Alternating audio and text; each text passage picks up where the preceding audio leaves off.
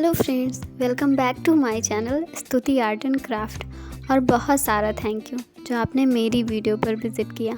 और अब आ गए हो तो वीडियो पूरी देख कर ही जाना और कमेंट्स में मुझे ज़रूर बताना कि आपको मेरी ड्राइंग कैसी लगी।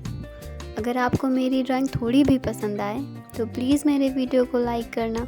अगर आप मेरे चैनल पे नए हैं तो चैनल को सब्सक्राइब करना। तो चलिए मिलते हैं वीडियो के लास्ट में।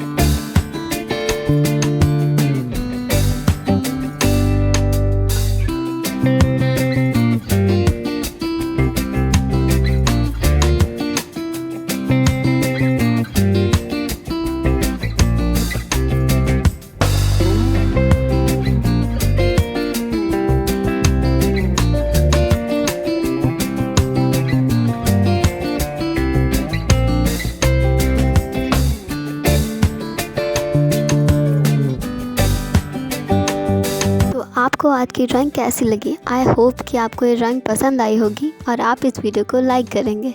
तो चलिए मिलते हैं कल एक नई वीडियो के साथ। तब तक के लिए बाय बाय।